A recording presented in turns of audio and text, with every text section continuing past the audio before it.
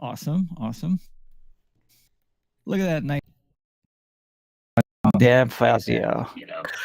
Genetics, what can I say? Yeah. And the ones on top aren't bad either. Yeah. Thank you. How are you guys doing? How's everybody doing here? Esme, good morning, young lady. Yes, I'm sorry I forgot, but yes, I will reach out and we'll set up a time to talk. I am definitely interested. Good morning, Leslie. Jaderic. Eddie. How's everything going? Why are you guys here? Matt Riley. He wants to listen to the music too. It's a good soundtrack, man. Right? What are we dancing to? Good little tune.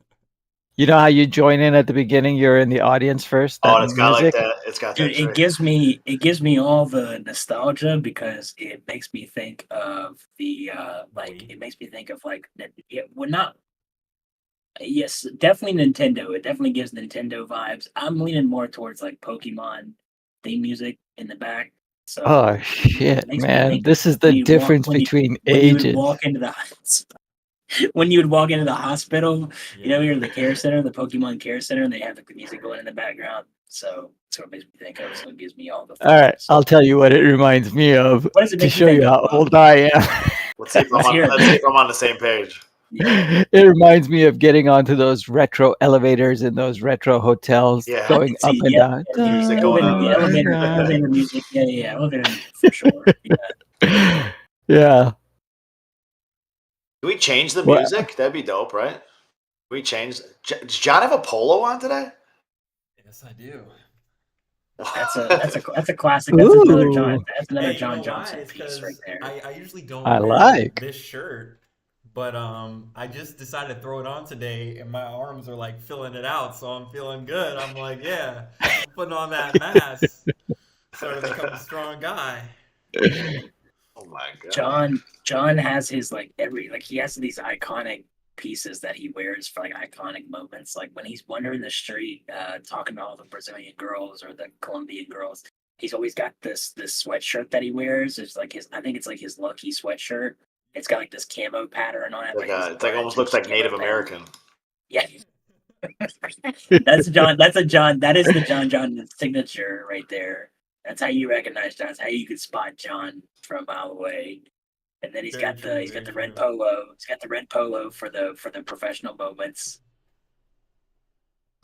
I was almost late to today's call. I got stopped up in the street today. Practicing Portuguese. Yeah. Uh-oh.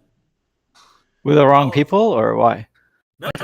Good people. Great conversation. Just almost took up too much time. I was telling her, I was like, I gotta go. Like, I'm sorry, I have an important call. How do you say I gotta go? Tenho que sair. Ooh. Desculpa. He's getting good.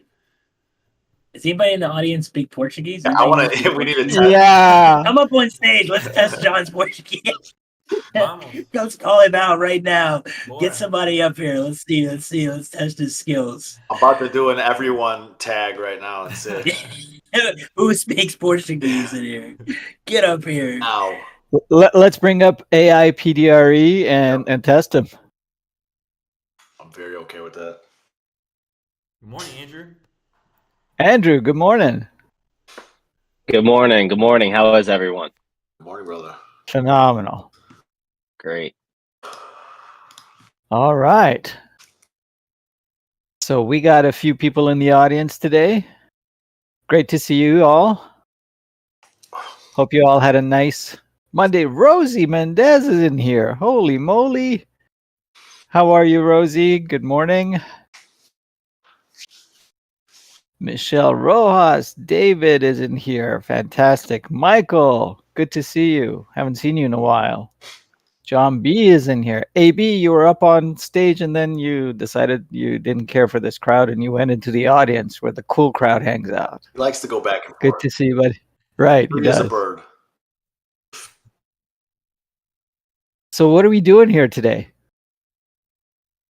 Why are we all here? Hopefully nothing. Just Hopefully we make it wasting some the money. day. No, Hopefully certainly not. not. There a you waste of my go. time. I'm definitely eager. We're gonna chop up some creative leads. I'm waiting for Savion. Hopefully he joins us today. We spoke about it earlier. He said he was going to join us. So we've got a few leads in the pipeline for some properties in Evansville. I'd love to take a look at those and see kind of if we can Why didn't we structure do that over something. the weekend? Well, I didn't want to press you. Saturday just blew by, and Sunday is a holy day for some people, and I just want to be Oh, respectful you of your were time. concerned about my time, so you were like, let's just get to this Monday. Yeah, exactly. Because 9, 10 p.m. doesn't matter, Yeah. but the weekend, it's a holy day, Sunday. John and I might be breaking bread today. Hopefully closing takes place today, so Nice. we'll see if that goes through. The guy texted me this morning, of course, and he was like, hey man, trying to get to it, but he's like, my cousin passed away. He's like, and then he made sure to let me know. He's like, we weren't that close. He's like, but he passed away over the weekend. He's like, he got cremated, and then the service is today. He's like, really quick. He's like, so I just got to take care of that real fast. And he's like, and then you're first in line of priority. That's what he messaged me first thing in the morning. I was like, oh, dude, take care of what you need to take care of, but let's Man, close this thing out. Nice. So Nice. we should be closing today. talk about a VIP. Yeah, my Kansas City deal is closing today. Hopefully as well. My team got too So many. I got it's a good way to too start many the deals. week. We have too many deals. Apparently, my dispo agents are confusing one property with another property, and they sent me an offer in today. They said we got an offer on this Ohio Avenue property for 70,000. I go 70,000. I go that's horrible. No, I was like, why don't we even let them walk it tomorrow? I was like, no, we are not taking 70,000. And then they go, oh, okay, well, that's what they're saying that they would have to offer. And then they said Friday. I go, well, who came out Friday? Like, what were they offering us? Or somebody coming out tomorrow? And they were like, I think that was another person that we had. And I can't remember how we got to the point, but I said, I realized that they were talking about this property that we're having in Philadelphia, where 70K is actually over asking. So I didn't even realize that they were. Well, they didn't even realize they were talking about another property. So we ended up. She ended up confusing the two properties. So the good thing is we're right on track. We're actually in a good position. I said, 70K. And Noah said, we can do 70K. We can do 70K on that one. It's actually good. Like usually it goes the other way. I was nervous for a second. My stomach dropped. I was like, man, I thought we had this guy locked in. I thought he was ready to go. And I was like, 70K. It's like $30,000 under asking. I was like, this is not going to work. No. Usually that conversation would go the other way, where you think you're getting an over ask. You're like, yes, and then you realize it's for the wrong property. You're like, shit. Yeah, I've had that happen before too. But no, this is I was nervous there for a second. I was like, oh, that is not good. I mean, because I'd already told the owner, like, man, I think we got this guy locked in. Like, I think he's gonna come in and asking, like, we're good to go. And then she hit me. She was like, oh, we're at 70,000. I was like, oh no, that is not gonna work. That will not work. But we're good. We're on track. All right. I had a little. My stomach hit the elevator there for a second. Those are good problems to have. Too many deals, can't keep track of them all. What system do you use, Dan? Is it your CRM that you guys communicating? She should have Gotcha. organization. I don't know. Yeah, I don't know how she confused that, because my system is very organized, so she shouldn't be confusing anybody's property. But too many deals, I guess. She's thinking about she was talking about one is the thing. She was talking about one, just use the name of the other one. So it wasn't that she actually confused it inside the system. It was just that when she was talking to me. Hey, Dan, I just got a message request. What's up, Dan Faze? I'm looking for a mentor. Do you think you can help me find one? Is that a real? Is that they called you? That's about as real. That's a real message. That's about as real as it gets, brother. I got it 1 minute. 1 minute ago while you were talking. What's up, Dan? Does the message come from the guy's name starts with a K and ends with an N? Correct. Yeah. Guess how I know? Wait, hold on. He just you got the same. He got the same message. Just sent me a follow-up. Sent to the wrong person. Laughing emoji. Laughing emoji. You should have responded back. You just said, I heard this guy Matt Riley's nut. He's pretty smart. Yeah. I just got a DM from someone named John, and they asked if I could only like a skate park I used to go to. So that's crazy how small this world is. That's Amazing. interesting. But so does anybody speak Portuguese, or what we doing? We Yo, having somebody coming up testing here it? and Where are they testing at? John's Portuguese. Let's go. Where they at? Yeah. I'm ready. Estoy listo. I'm That's sure he's not- gotten really good at it. Yeah, he's Thank too you. confident. I don't want to play. I don't want to play this game. John He is seems confident. fast. John is fast on the trigger. He's fast on the trigger with languages. It's crazy. I've been able to pick this, like, I've been able to pick up so much in just 1 month, and it's like I'm still handling business and like really more locked in on REI Rev than doing anything. And I've really been able to pick up a lot in just 1 month. It's crazy. I'm very, very proud of how far I've come in just 1 month. It's crazy. What I've been able to pull off is insane. It's insane. What's your learning strategy for learning? Like, do you just have to? So I do this Immersion. really Or weird you- thing where I buy a plane ticket to the country I want to go and submerge myself. Super I don't like how strategy. you answered that. I do not like that. He's becoming a smartass like the rest of us. Dude, looks like 8th grade school book pictures are being taken. He got one of those 6-figure deals on paper. John don't know how to act anymore. Once I hit that wire, I'm gonna have to talk my talk. John said, let me tell you something, Matt Riley. Yep. Put me on blast right there. I didn't say anything like that. I just said, hey, I like to. All right. PDRE's doing our job. PDRE's answering questions in the side Oh, chat. he's been on it. Oh, yeah. We're sitting up here talking, and he's answering questions in the side chat. Yeah. We're just the show / entertainment. PDRE is the answer man. Yeah, we make people, we're here so people don't have to have coffee alone. You know what I mean? They sit here and they have coffee with us. We're the ones standing outside the theater, whatever theater, handing out the flyers. Hey, come in here, see what you got. Right. PDRE is on stage PDRE's answering all the questions. PDRE's on the stage, yeah. He is. So we do have a couple of questions. Hey, John, we get the same repetitive questions constantly, and God bless PDRE for having the patience to answer them, because I just shut off. I just don't even bother looking at them anymore. I know we have the FAQs. We got to make people go to that part first before joining the actual community. Is there any way we can do that so that they can get their questions answered first? I mean, they're not that we don't mind answering them, but 8 months of answering, and like Matt is, tired of comping and stuff like that. I absolutely agree. Is there a way? I'm just very unfamiliar with Discord. I'm really familiar with like Facebook groups in terms of like there are certain times like where you join a Facebook group and you can press join, and instead of immediate access, you have to fill out questions. You have to go through a process. Is there a way to make it so when someone joins the Discord group, it still remains free, of course, but they're presented with the information before joining, so that way there is no excuse when, for the most part, when you're joining, be like, hey, there is options in onboarding. There is options on, and you can implement it to onboarding. But the problem with that is, like, we did that with another server. I did that with another server, and it just like it really hampers the people that are coming in to the server, because people would just get annoyed with certain things, especially people that feel like they don't need it. They just get annoyed. They just like cancel off. And they're just like, I'll do it another time. So I think like it would be a good choice to like make it an option.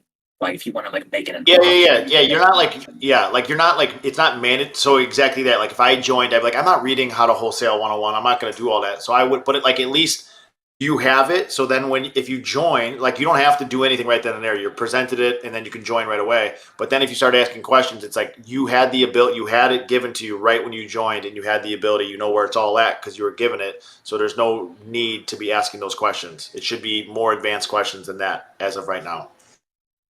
Just to limit. I mean, I think it's tough. I got a couple of different feelings on it. John, how much time do you have? Can you get this done? Well, or the songs that you're spitballing out ideas. Ow. It's like, John, stop it. well, You writing this down, John? Come on. Yeah, now. you writing this down, John? Come on, dude. You gotta get this implemented tomorrow. What are you still doing in the call? You got work to do. I hear the same answer from John every time. That's a great idea. And I see his head going down, pretending like he's writing something, but I never see anything. Kidding, brother. Look at his shocked face. I'm kidding. man. John value. I gotta get on that. I gotta get on my P's and Q's. Obviously, I've been slacking. No, you're making money. That's more important. Hey, I am one trying to make quick some money. thing. One quick thing, John. How about if we make a video, an introductory video? When people join, they can watch it maybe like 2, 3, 4 minutes, and it just shows them where to go to find their answers, what to do, what kind of questions, what the etiquette is, do's and don'ts, stuff like that. At the very least, okay? Like a Loom video. Whatever. Yeah, it can be a Loom video. Okay. It's so funny because we have the king of Loom videos in the Looms? call. Yeah. Right? Yeah. So, You know, if and he only can we always knew a be like guy- playing with his hair while he's if only we knew a guy that likes to make who knows how to Loom use videos. Loom. Hey, hold on a second. I was talking and I came back and I heard the last part. Hold on a second. So yeah, I mean, I heard Loom. yeah, we were talking about. You talked your way into this. You started making suggestions, so we found a way to implement you into the. Hold on, no, I don't. suggestions. No. I just want other people to do. I want to just say the thing and then other people Yeah. just do it. I don't want to have to do it myself. You and Don't me start. both, brother. But a lot of it is, you know. You and me both, brother. A lot of it is the traffic that we're getting from TikTok. You know, it's the intent is very different versus people that are searching for a real estate community versus people that stumble upon an opportunity to join a real estate community. And so what we need to do is funnel the traffic in a different way. Right now, a lot of the traffic is just being funneled directly into the Discord. What we really need to do, and this is really the responsibility that I need to take for us all, is I need to set up the website in a way where people are funneled to the website where it has that information that they can actually read, and that kind of acts as the gatekeeper for people to not just stumble upon the Discord and hop in here, walk around with their heads cut off. You know, they have an idea of what they're getting themselves into. I've seen another community where they actually make people sign up so that they get their information, you know, their name, their email, their phone number, and then from there they give them the link to join the Discord. So I think that would be super cool.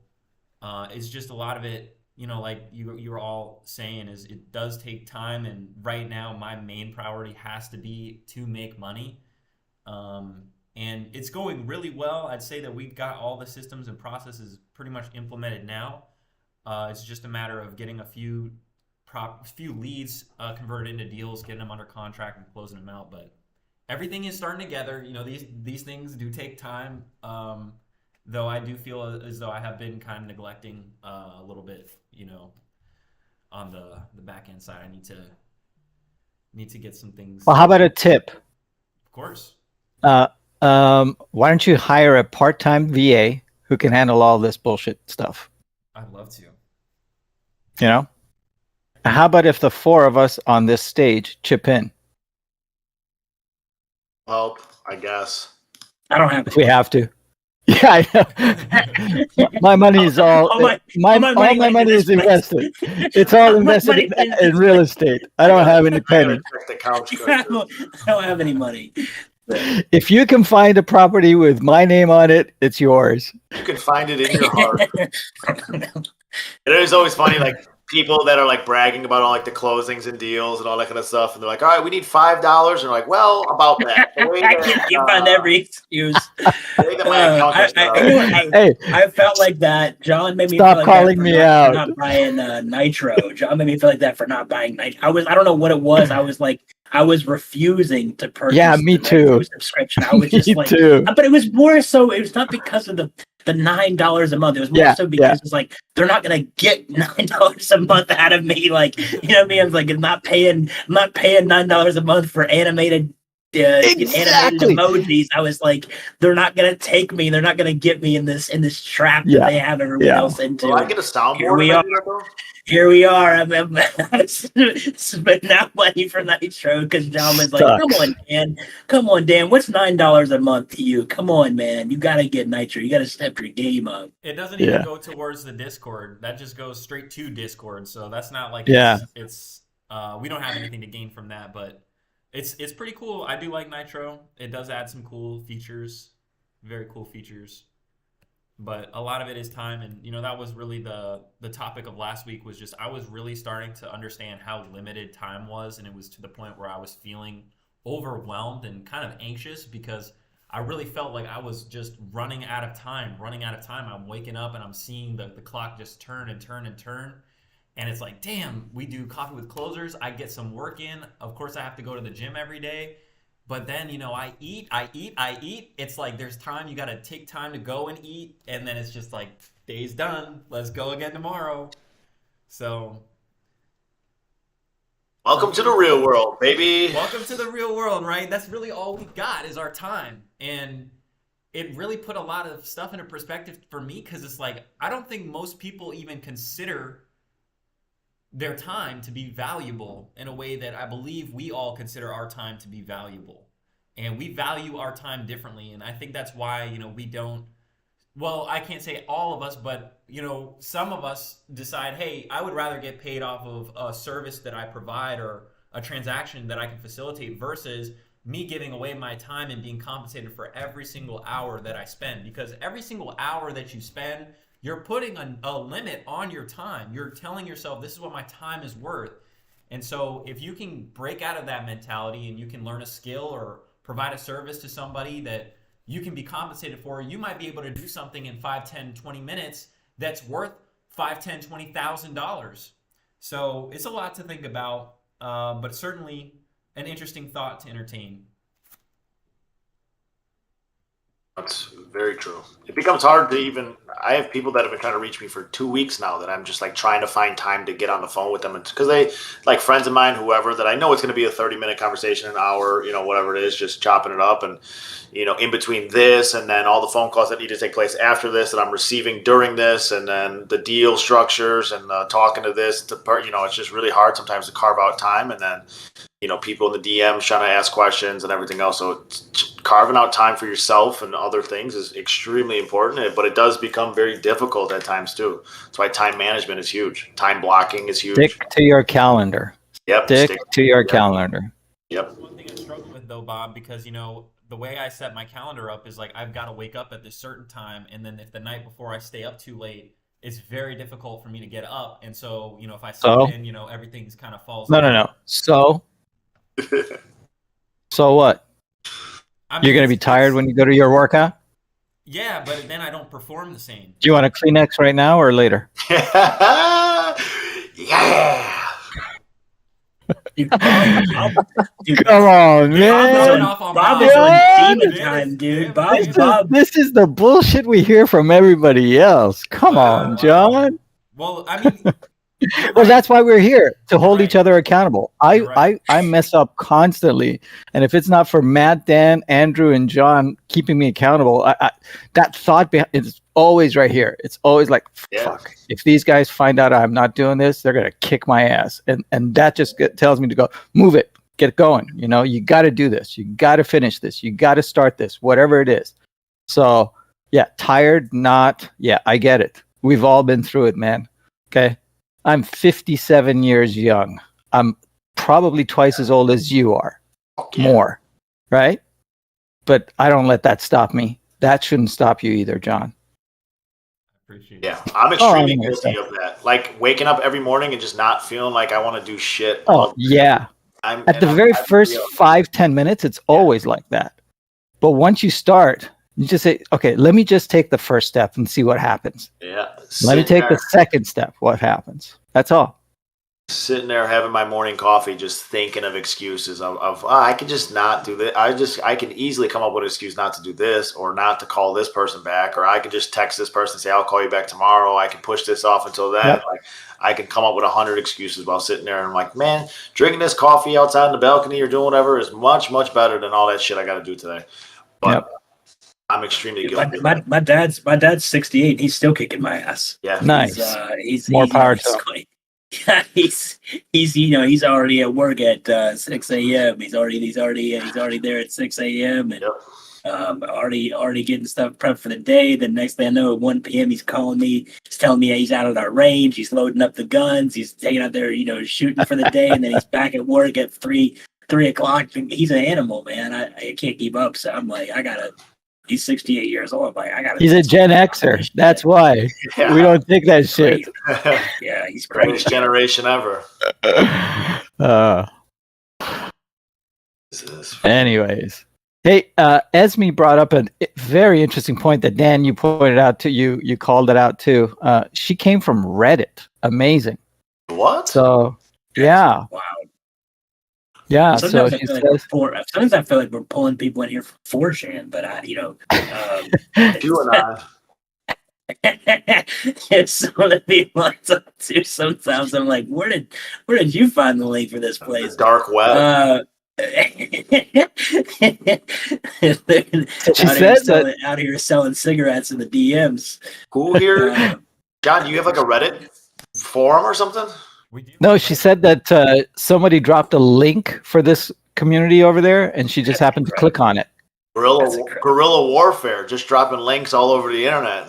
That, I'd love to really encourage everybody, anytime that you see like a real estate influencer on Instagram or TikTok, to tag at REI Revolution so more people can be like, yo, I've seen this account get tagged a couple times. What is this? And then they check us out and they see, oh, we're a Discord community. This is a good place to get connected. We need more exposure. That's really why we ask everybody to really share on their story, on their social media, that we exist, because we'll be in alignment with more people and more opportunities will present themselves. I truly do believe that. Ooh, someone's trying not to pay me on this deal. Uh-oh.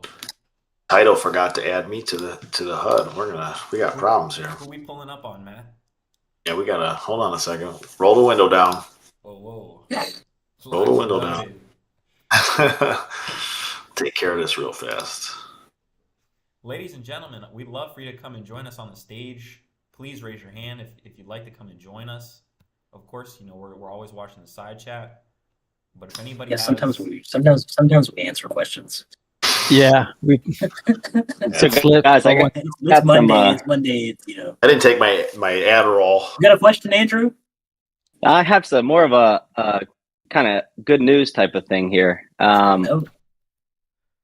Over the we've been working on a lot of different moves for our business, whether it be lead gen or our biggest push lately has been the ground up construction side of the business. And we've been working on building a relationship with a really large private funder that basically has kind of think of it like private equity, except they're not quite on that scale and don't quite operate exactly like private equity, but they have their hands in a lot of different things. And one of their directives for the end of 2023 going into 2024 is to get into more financing of ground up construction and ground up construction companies. So we were able to, over the last few months, build a really good relationship with these people. And where we're at this point is they want to make a really substantial investment into our ground up construction business so we can hire our own in-house engineers. We can buy all of our equipment for excavation, all of that stuff. And then they want to get into the financing pretty much 100% of track home developments with us. So basically the rest of this year, what we're going to be working on with them is solidifying this relationship further, getting the engineers brought on, getting the equipment brought in so we can have the excavators, all of that shit, which is stuff that's a little out of my wheelhouse, but good for our contractors. But it's going to allow us next year, hopefully, to really open up and get into some of the larger land development and really getting into building the track homes where, we may need $3-6 million in funding to get everything done. So we've got that partner now. So it's about to start really, really growing on the ground up construction side. You had good news last week and this week. Yeah, right? Yeah. Guys, it's like every week right now. It's just kind of just goes to show, like, you just have to make daily efforts and make daily wins every single day. They might not be huge wins, monetary wins, but this doesn't all just happen overnight to us. It's just right now, it's all those efforts that we've been putting in seem to be coming, full circle for us. So this was probably the biggest win that we've seen in a long time, just because of where.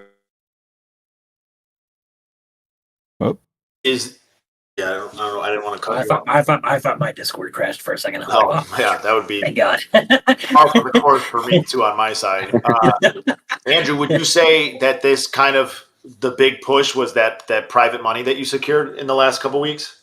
Yeah, it's been like a couple of months because it's a different, we have about three private lenders right now that, you know, work with us on our flips and a few other types of, ground ups that we do, et cetera. So about 3 to 5 million right now available in private money. But this funding that we just have been working on or about to get agreed upon is a little different because of the scale in which the funding is coming. So, they're ready to commit right away, upwards of $1 million to our business outside of the construction. So they're really going to start investing in our company first, getting us the equipment, getting us the bandwidth to hire, a couple of engineers, and the support staff that we're going to need, project management, et cetera, to scale this up. So they've been taking a really, really hard look. They basically audited our whole company, looked at our financials from top to bottom, looked at our growth process, our plans, everything that we have going on, which has taken the most amount of time.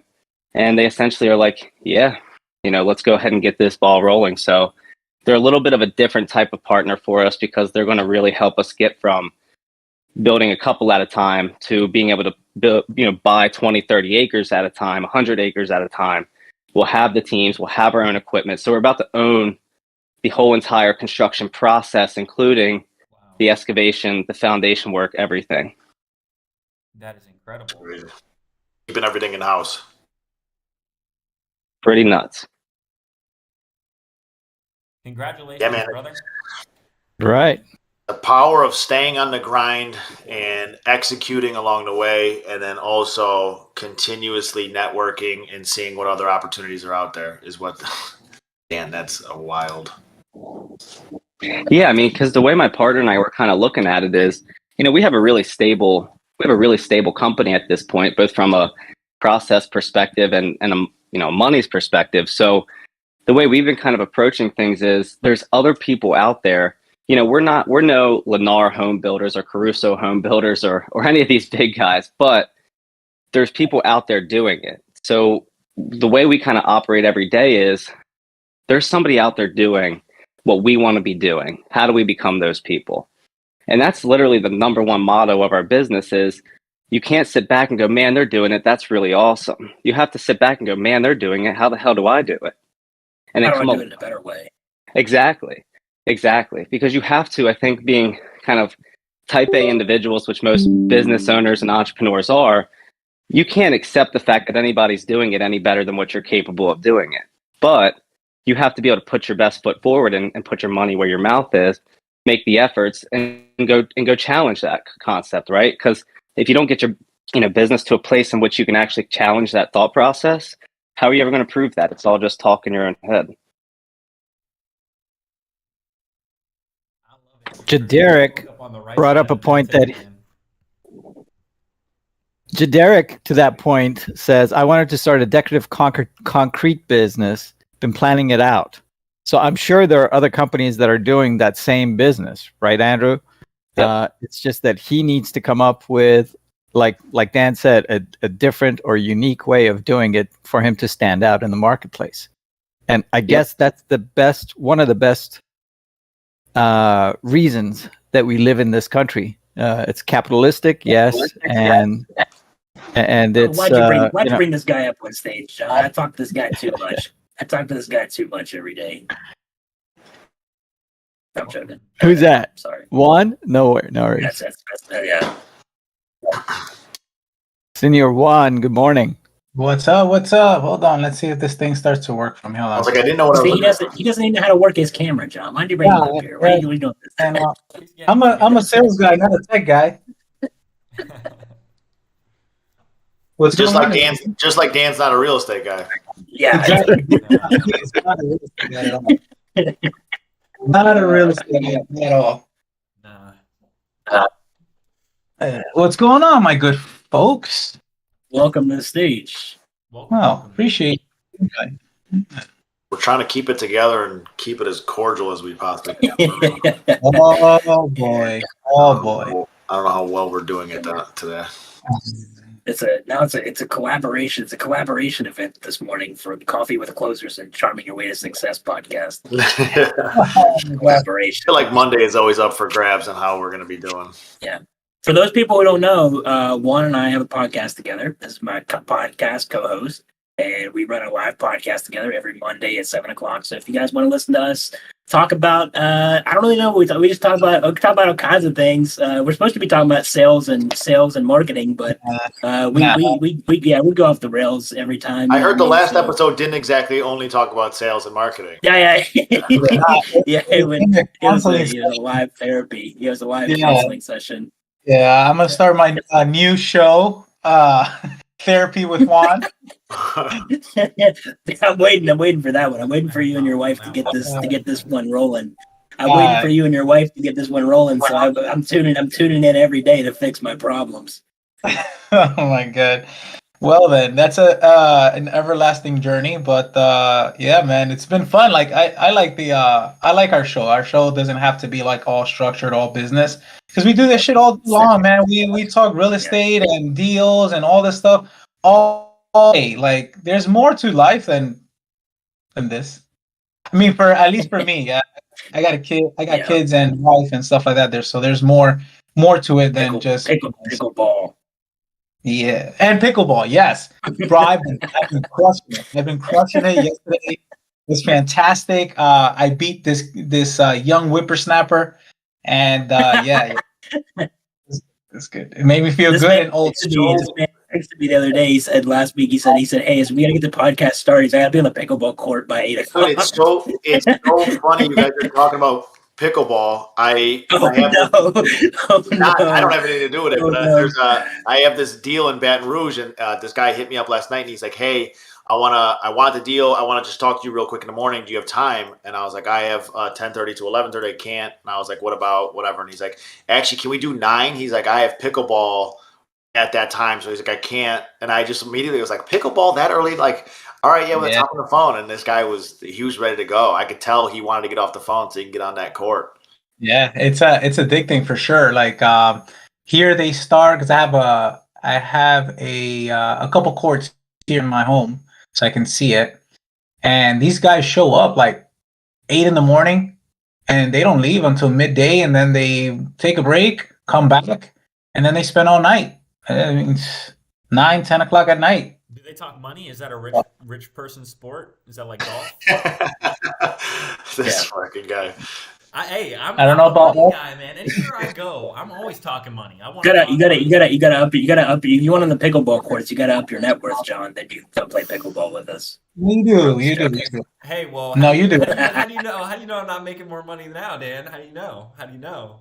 We know. We see the polo. We see the polo. We see the polo. We see the polo. We saw the polo. We know. Is that net worth going up? Net worth going up. Value going up. That's one thing. Oh man, I could talk about that.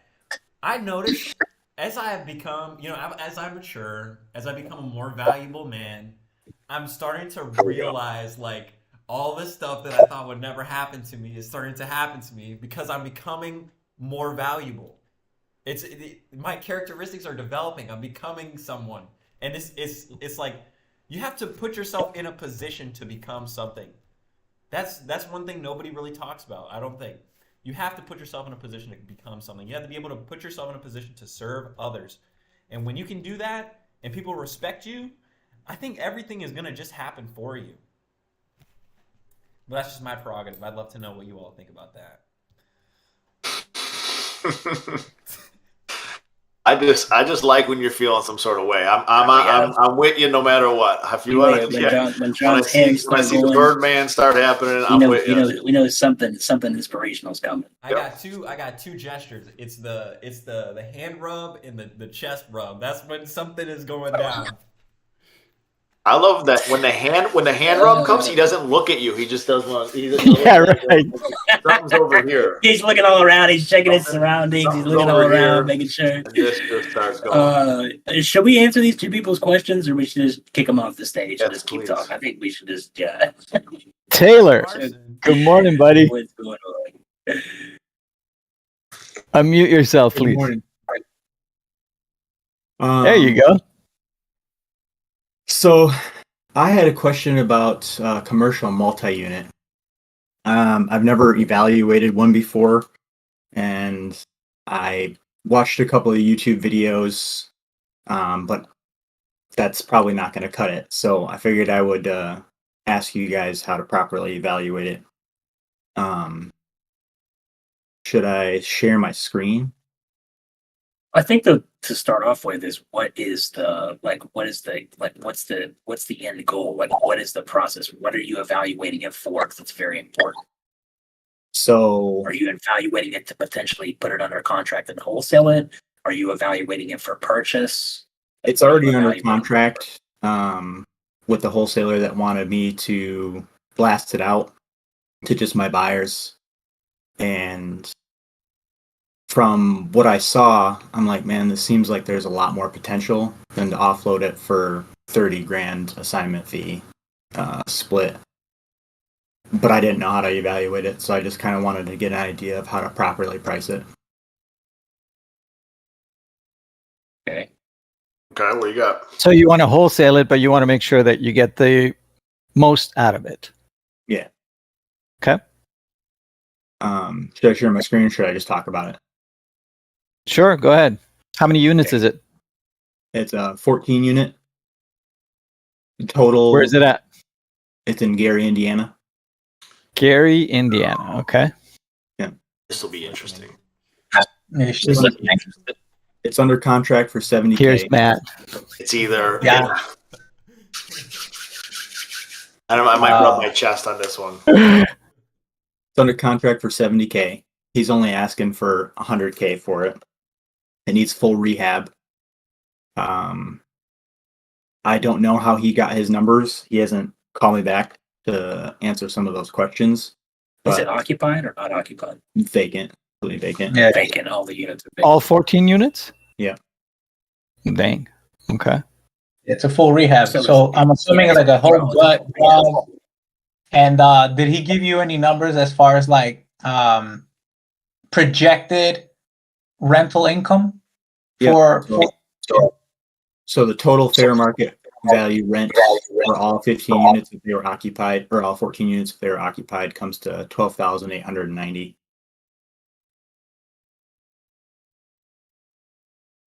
a month What's or- the composition of the units? Are they all the same, different? Bed There's- bath count. There's 6 1-bedroom and 8 2-bedrooms. Okay. 1 and 1, 2 and 1s, right? Yep. Okay. And based on those, he came up with a 12,890. Yeah. Okay. What's it going to cost to rehab? He estimated at 250 to 300K. That seemed a little low to me. If I estimated at 25K per unit, that came to 350K. Or another rough number, if I just did $40 per square foot, which again, I don't know how to evaluate a commercial multi-unit, but if I just estimated 40 per square foot, that comes to 680K. So very different. I don't see it at all. Yeah. No. I don't see it. And not in Indiana. Number one, not in Indiana. And number two, there's not enough cash flow for that amount of renovation. That cap rate is shit. Yeah. And when you said commercial, I didn't know if it was like, I didn't know it was going to be residential. I don't know if it was like offices. But then you can do like long term 10-year leases, stuff like that. Things kind of change because then you can do triple net. So it kind of changes things up. But if it's residential, you're never going to have 100% occupancy. So you got that buffer. And then you got to do a full renovation to that capacity. Me personally, I don't see it, but I'll let everybody else talk. Where is it located at in Gary? Is it close to like transportation? Is it close to something major? Is it in the suburbs? Where exactly is it at? Let's buy a bunch of other vacant homes. It's not in the greatest area. Okay, so it's a CD neighborhood. I got that. Yeah. Okay. D for How big? sure. What's that? D for sure. Is that what you said? Yeah. Okay. How big are the units? I don't know. The total square footage is 14.5 thousand. I did the math. So another strategy that I'm playing around with lately, I mean, Matt knows I love wraps. But another one that I'm playing around with lately is pad split. You guys do pad split? I'm aware of pad split. I'm not a real estate guy, so. Let's talk about pad split. But I'm familiar. I'm just typing out the. Hold on, Taylor. What was the estimated gross income once it was rented at fair market? I'm just typing everything out here on the chat. 12890. Good numbers, Bob. I like it. Good memory. Okay. Hey. Go on. So pad split basically takes your typical homes or small multifamilies like this, and basically it makes the most efficient use of the square footage of each house. So if you've got like a 2-1, for example, and you've got a living room, a dining room, and whatever, it'll turn around and convert one or both of those into bedrooms as well. And then you start renting the rooms, okay, weekly, okay, to professionals who are like starting a new job or whatever, okay, and they need just a place to stay, to sleep, to take their showers and get out and go back to work, okay? That's the ideal situation for a pad split. That's why I was asking, and it works best in actually C and D neighborhoods, okay? And so that's why I was asking, is it close to transportation? Because that's one of the first things that these people want, is that for it to be close to like a train or bus or, some sort of carpooling or something like that, where they can actually get in and get to work and then come back home easily. Okay. And with pad split, the numbers that I've seen, it's just mind blowing. I mean, I've got 2 properties right now that I'm going to convert to pad split just because of this. And you can basically practically triple your rent amount. So that 12,890 can jump to 25, 27 plus. Okay, if it's doable. I'm not saying that it's not doable in all places. Number one killer is HOA. Okay, if you've got HOAs, most of them don't like it. Okay, and they won't allow you to do it. And most C and D neighborhoods don't have HOAs. Okay, some do, but most of them don't. That's why it works so well there. Okay, the other thing is transportation. You got to make sure that it's close to some sort of transit, mass transit, I should say. What's the cost for renovation per square foot to do something? Fantastic. Yeah, that's a great question. It depends. On average, it's about $7,500 per room. That includes the furnishing too.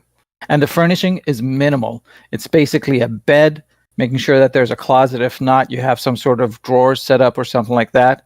And if you want, you can put like a fan or a heater, depending on the location again. That's it. You're going to put like padlocks on the doors, because each room's going to be locked by each tenant.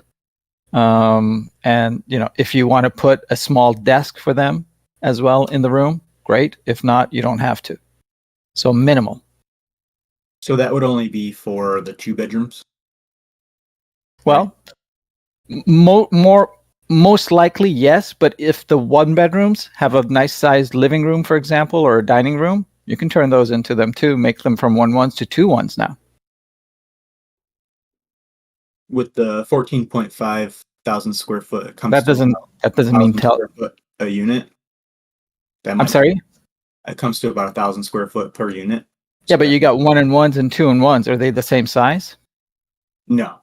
Probably not. That was just a rough estimate, but I imagine. Yeah, on average is what you're taking it. Yeah, and if it's 1,000 square foot, you can easily fit 2 bedrooms into that, possibly 3. I mean, how many 3-1s do we look at on a daily basis? Single families that are 1,000 square foot or less. I see them all the time. So it's something to look at. I'm not saying that it would work with this because we don't have enough information, but it's something to look at.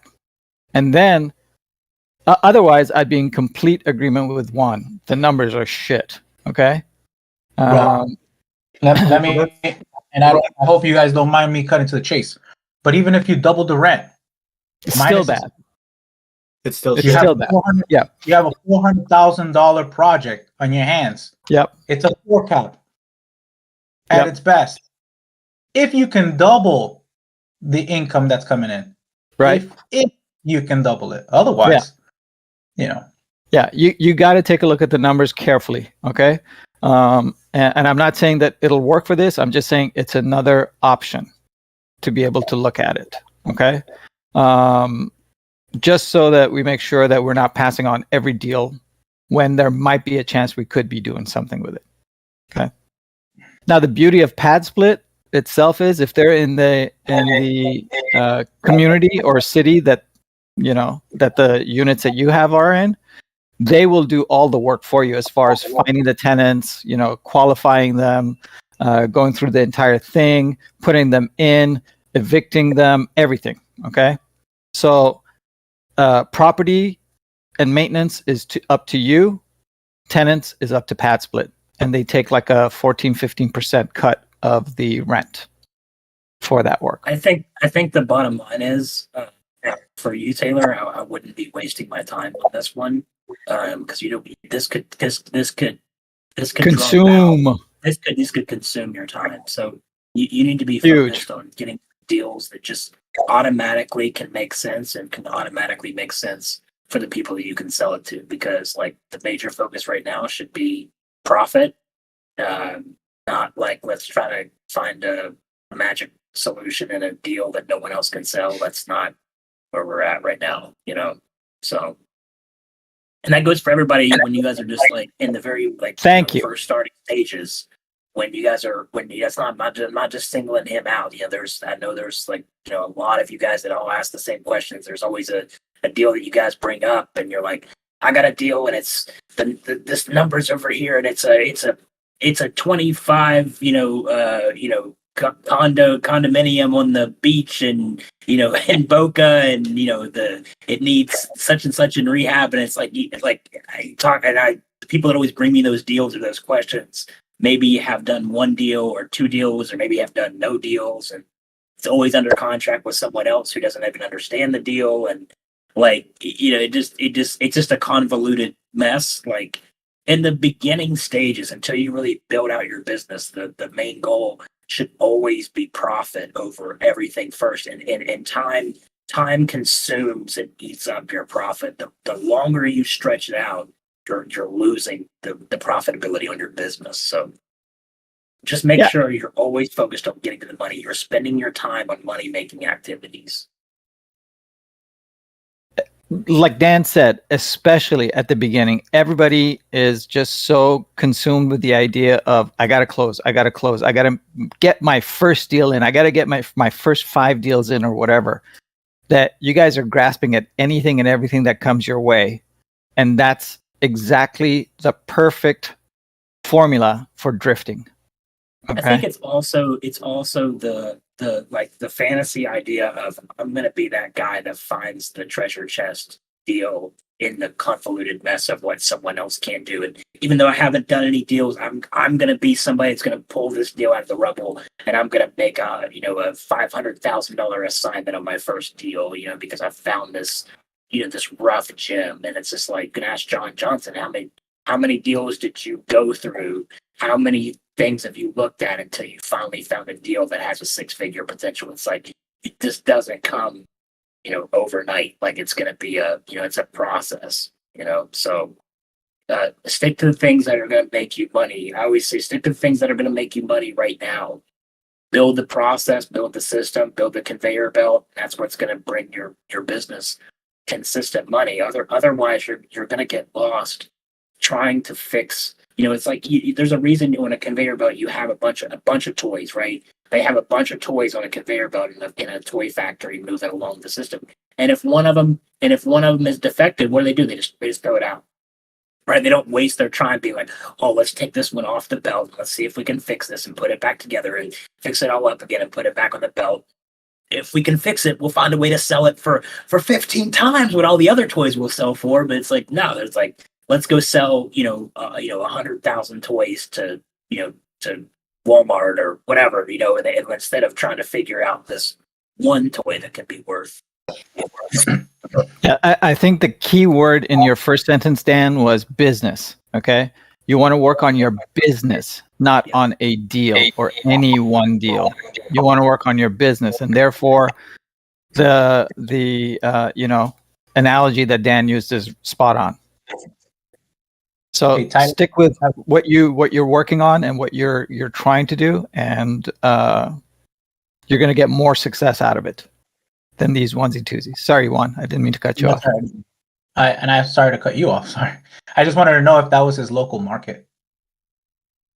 Mine, yeah. It is. All right. Well, sorry, that is my market. I don't live there. No. No. Okay. I mean, the market you prefer to work, right? Like that's it right there in Indiana. So obviously, you should have a very clear understanding on your market. Not everybody has to be doing like right off rip virtual deals and stuff like that. That's why I wanted to make sure that that this deal was in your market. Why? Because you will know if people are building, if it's an A, B, C, D area, that it's much easier for you to run numbers and know, well, that's no one's going to pay this amount of money in my area, my market, because I know my market. No one's building. My cap rate, for let's just say if you're going to do wholesaling, my cap rate when I sell this property, has to be 15, 20%. You have to know exactly what is it that your buyers are looking for after everything is said and done. And it just makes it so much easier for you to underwrite your deals and be able to determine whether you have a good deal or you're going to take the time to analyze it and then send it to your buyers list. Because if you send it to your buyers list, the way that it is right now, you're the one who's going to look bad, not the wholesaler that put it on the contract. You understand? Because that's the fastest way to get buyers not to ever look at your list. That's the issue that I've seen with wholesaling as a whole, where everybody is just trying to put anything together, also doing the cold wholesaling without actually knowing if these things are deals, and you're killing your buyers list because they're getting thousands of freaking properties sent to them all the time. And if you have a reputation of putting shit deals together or presenting shit deals, well, you're going to get very shitty results because you're not going to be they're not going to look at your list. So, I'm glad you brought that deal. That. I hope that makes sense. It hits home, Well, that's why I'm trying to figure out how to properly evaluate this. I don't want to send them out to any of my buyers unless I have some decent numbers to show. So question, what are your buyers looking for, number one? And what kind of cap rate would they cream over, as I would say here? Like, for example, in South Florida, if I show a buyer... It's a PG show. This is not Charming Way to Success. This is not our show. Our show's later on. It's a PG show. If I'm in South Florida and I present a buyer with, let's just say, an 8 to 10 cap net, that deal's gone. That deal is gone. Like, my phone will not stop going. There's going to be people fighting and trying to backdoor me and just trying to get in the deal if I get them something between 8 and 10. So you have to know what is it that they're looking for. And then it makes it so much easier for you to do your negotiation, even with the wholesaler that's bringing the deal. Like, nah, bro, I know my market. This is where I live, man. Like, I know this thing, like, backdoor. It has to be at this cap rate for renovations, occupancy, lack of occupancy or whatever it is, a margin of error, rehab, the whole thing. This thing is not netting 15, 20%. And so therefore, I think you should go back to the seller and then I can present it to my buyers because your numbers are dead wrong. That's the point. So you have to understand what is it that your buyers will go crazy over. And that's exactly why we always preach buyers. Get your buyers first, then go find the deals. Buyers first. Yeah, maybe I'm not asking the question right. How do I properly figure out the cap rate for this? What are the proper numbers I utilize to run cap rate? Because I'm not just trying to evaluate this deal. this is more of an example of how do I evaluate all future multi-unit properties like this? Is it any different than single family? You're just sorry, I just got here. Good morning. But you're just calculating the NOI.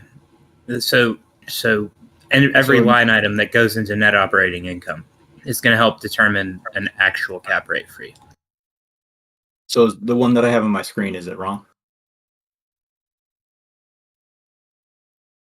The 13.4 cap rate. Well, this would be considered more of like a pro forma, right? Because this isn't real. Are there any building expenses for the owner even after it's fully occupied and rehabbed and anything? Is there any utility expenses or anything like that? In my understanding, no. The tenant would pay for all of it. I mean, unless they have 14 different water meters or 14 different hot water tank, likely they're probably at least paying water. You're probably at least paying. You probably have a dumpster there for 14 units. You probably have 2 dumpsters, so you probably have a garbage there. So it seems like there's some missing utility items in place. You probably have common electric at least. They probably pay their own electric for their stoves or for their lights, but you likely have a common electric bill. And if there's on-site washers and dryers, you may have common gas as well, or at least common gas for your utilities. So you're likely missing some utilities. They likely could be paying their own gas and electric for their own things, but you have building items as well. So you're probably missing some things there. I would say for garbage, I don't know the city of Gary, but if you have 2 cans, you're probably looking at $150 to $200 right there. Again, it's hard for me to think that they're paying their own water unless you do like a utility chargeback, but you have to implement that system. Is it possible for you to implement that system? Yes, you can absolutely hire a company to do that. But let's just say you don't have that in place, you're likely going to be paying water for the building. So that's a charge as well. So can you charge these utilities back to the tenant? Yes, but there is a process in place for you to do that. And I don't know if that's part of the rehab cost, if you're going to be doing separate meters for everything, or is the end buyer going to also be hiring a utility chargeback company to charge back those utilities? So that's on a 14 unit utilities that's a big thing. I have a 6 unit alone and I have $700 a month in utilities for my gas, my water, things like that. Just looking at this, because I have to kind of squint on the spreadsheet. Is that $12,000 a month? 12,000. Is that accurate? That's supposedly fair market rents. Okay. Yeah.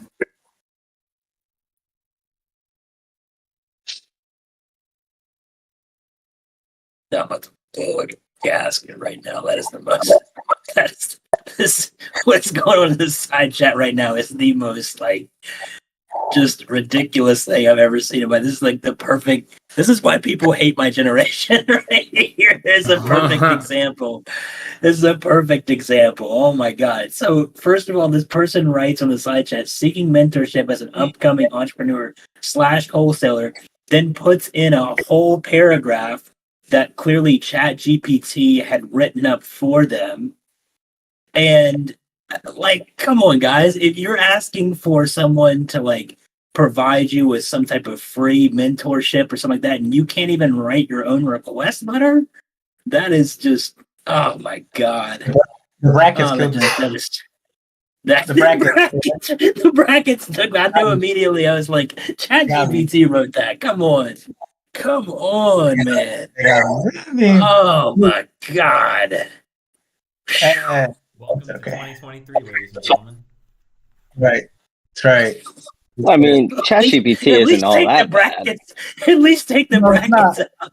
It's not that it's bad, but the brackets, dude. The brackets. It's all about the brackets. I mean, yeah, just take it couldn't even have the ability to take out the brackets or they left the semicolon in. I don't even know. I don't even know what to say. Good morning, everyone. Did Taylor, did your question get answered? the last couple of things that just involve like how to properly go about evaluating the rehab costs on something like this. Hey, Taylor, go to the side chat. PDRE put in a very good link that'll get you a good estimate, but I think Paul answered that really for you. Okay, but if you want an actual physical thing to see of how to do it, click on that link that PDRE gave you about apartment property valuation, and it'll get you a good answer. Okay. There's some really good like commercial underwriting stuff on Udemy as well that's pretty cheap. And if you're really starting to look at cash flows and making deals on properties that are valued based off cash flows, I would recommend like taking the time to actually sit down and look at them, underwriting 101 type thing on one of those. They're really helpful. What's it called? It's just on Udemy. I think I've got a course I can link you, the one I used a long time ago just to stay sharp on some stuff. But yeah, I can DM me. Okay. Wow. Right. The fact that Paul's making himself available, that's crazy, man. Definitely take advantage of the opportunity. I don't really DM a lot, but I will DM on this one. It piques my interest. Savion, good morning, brother. What's How up? are There you doing go. today, man? Oh, I can't complain. How are you doing? Feeling fantastic, blessed, and highly favored, brother. We got the king of KC in the building, ladies and gentlemen. Oh man, stop. No, but I actually have a question for Matt and Bob and you, John, because you're knowledge on this as well. So I got 3 properties in Evansville, Indiana. Seller he's not open. I would say he does want to do seller financing on these 3. I told you about these the other day, Matt, where he wanted 10% to 20% down, which is negotiable, obviously. They wanted 10 to 20% down on these 3, 5% interest, which again, all this is negotiable. And then he also wanted a 5-year balloon with a 20-year amp. Now I wanted to figure out. I got how much they're getting in rent. They're all I found out how much they're getting in rent. So tenants are paying all utilities. I'm just trying to figure out how I can structure this and figure out if this is a good deal. And I do have the calculator. So basically, I just plug in. Price, I'm sorry. Oh yeah. So it's 3 of them. Two of them are like kind of apartments, like 3 or not apartment, but they're like duplexes. One's a duplex, one's a triplex, and the other one's a single family. So one of them, the purchase price is $85,000 for one of them alone. Okay. And that one's getting $725 monthly. Okay. Now I get this mixed up, and I had John told me yesterday, or not yet, the other day, what the amp was. Could you explain to me that one more time with the amp? It's like I got it down almost, but I want to make sure I have it locked in my head. What is? I'm sorry. Like when they say they want a 20-year amp. Oh, AM. Yeah, the AM. I don't get why sellers really. They just throw that. I feel like they throw that out there as if it. I don't know why they. It doesn't really matter. Like everything else matters. I don't get why they care about. Except that, yeah. I don't even think they know what an amortization schedule is. They just. Jordan, who's I don't know if he's in here or not, he had a seller kill a deal over the amortization schedule. Like it's just wild how much they focus on stuff. Amortization is just like if you refer to it like just in the simplest form, like a 30-year fixed mortgage. So it's your most standard mortgage is on a 30-year amortization schedule. So from day 1 to year 30, you would have paid that loan off in that amount of time. So a 20-year amortization is from day 1 to year 20. You will have paid off that entire loan in that 20-year span. So as your amortization schedule gets lower or smaller, so from a 30-year to a 20-year, your payment will be higher, but more of that payment is going towards principal than interest. So for you, depending on the deal, a 20-year AM could be more beneficial because more of your payments going to the principal instead of interest. But if the cash flow is really tight to begin with, and you have a long enough period of time to pay it back, like a 5-year balloon is pretty tight, but let's just say the numbers made sense. I would want to increase my cash flow, and one of the ways I would do that is instead of doing a 30-year AM, I would do a 35-year AM or a 40-year AM, and that would decrease, that would lower my monthly payment. But 50. But you got to pay attention to your You got to pay attention though, because now the higher you go, the less and less you're paying to your principal and more you're paying to your interest. So now all of a sudden you look at your balance after 5 years and you're on a 40-year AM, you're going to pay very, very little to that principal balance. So you got to just not get caught with your pants down where you commit to a 40-year AM and now you've paid nothing down to your principal and now it's time to refinance out in 5 years and you can't because the property didn't appreciate enough. Because now you're just solely relying on appreciation in a sense. 5-year balloons are tough. Mm-hmm. You said 5-year balloons are tough? Yeah. It's not a lot of time. It just depends on how you structure the deal. Like 7 at least, right? At least 7? Or is that Preferable? Yeah, I mean, 10's better. 15's better.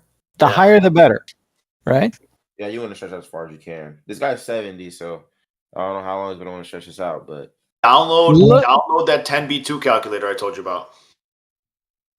Look at amortization, Savion, as affordability. Okay, so can you afford making those monthly payments? Will it be profitable for you? Okay, as an investor, will it be profitable? And as a consumer or an end buyer, will it be affordable for you to make those monthly payments? Okay, as an investor, is it going to be profitable for you? Meaning, are you going to be positively cash flowing? Okay, or not? Okay, and if you can't, and he's stuck on, let's say, a percentage, okay, of interest, then stretch the amortization year period. Okay, and then it'll make your monthly payments to him lower. Therefore, you can now positively cash flow. So anytime anybody comes up with I don't want to do a 30-year, 40-year, or 50-year, I'm like, well, this has got to be win-win for both of us, right? I'm giving you your price. I'm giving you your down payment, okay? Right. In order for me to win, in order for me to be able to be positively cash flowing, I need to be making this much payment to you, which means that the amortization has to be this much. Oh, okay. Okay, cool. Okay, now I got it. So I had a couple guys explain it to me, like Xander and John explained it to me. So I'm making Xander a killer. I have a question for you. What happens if the seller dies in 5 years? What happens if the seller dies in 5 years? Yeah. Throw a party? Oh, no. Send flowers. Send flowers. So my whole point is this: with folks that are of age like that, they're already they want the cash just so that they don't have the liability of leaving the property to family member X, Y, and Z reason, right? Right. Normally, when I talk to sellers like this, I say, well, what happens if you don't get your price today? What happens if you have to continue to rent this property out and you pass away during this process? Then what happens to your property? I'm literally just asking them that. Right? Because at the end of the day, they should have some type of structure where it gets passed on to it's put in a trust. It's being passed down to family member. I'm not sure, right? But if they don't have that, well, then that's your value add where you're like, look, let's go ahead and put this thing in a trust. I understand that 5 years is too long, 20-year AM is too long, 30-year AM is too long, 50-year is too long. I get it, but you want your price. I'm giving you a down payment. Apparently, nobody else is coming to the table with this kind of offer. Why don't we just go ahead and put the property in a trust so that if, God forbid, you were to pass away in the middle of this transaction, well, then your family is still getting the monthly payment. 100%. But you got to explain it to me because not everybody understands that. Even if you're a landlord and you have 10 units, I've met a lot of people with 100 units and they don't have anything structured that way. Mm-hmm. So you have to find out, like, hey, what is it? What is your plan? What does happen if you pass away tomorrow, 5 years, 10 years from now? What happens to the property? What do you have set up? Because I understand you don't want 20 years and you don't want 30 years and you don't want 50 years amortization. But the reality is, I'm giving you your price today, right? And we just need to understand how we can be a partner for X period of time because I need the cash flow. Otherwise, exactly. And then explain where I'm at on numbers as well. And people forget too, like having a note is like having an asset too. Like that note is tradable. You can you can get access to cash with that. You're not just stuck with those terms. Like if he were to pass away or whatever, that family's not stuck collecting $218 a month for the next 30 years. Whatever that note amount is, if that note's for $200,000, they have access to cash. They can go sell that note to somebody, a note buyer or an investor. They can trade that in for a paid off piece of property or whatever they want. So they're not tied to that note. So they have flexibility, and they're not tied to just collecting small payments now for the rest of their life as well.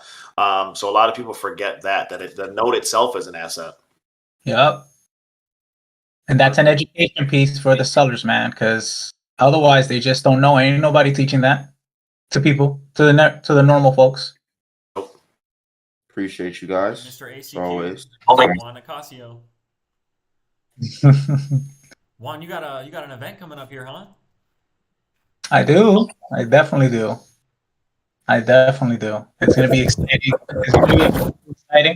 I don't know if I'm at liberty to speak about it right now, but it's going to be phenomenal, and I'm excited to help a ton of freaking people, especially the folks that are struggling right now with wholesaling and or finding deals and all that, and marketing. So you got an event? Well, I don't know about this. I know, man. I know. Not even my wife knew, so don't feel so bad.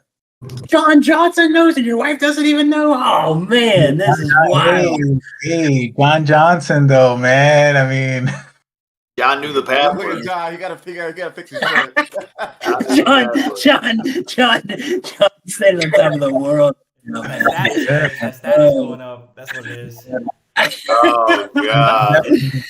Oh, man. The status is definitely going up, man. No, man. I mean, he reached out, I reached out, we talked a little bit, but yeah, I mean, it's going to be an exciting partnership that I'm building here, launching tomorrow. Yeah, tomorrow. And so I'm excited to see how this thing develops.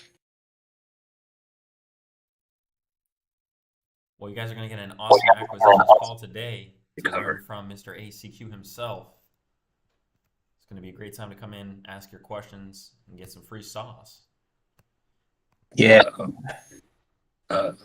Juan's active. I'm active today, right? Yeah, no. I don't buy anything residential anymore, guys. Like, I don't buy anything residential. You're You not guys have businesses. real estate guy, dude. Just stop.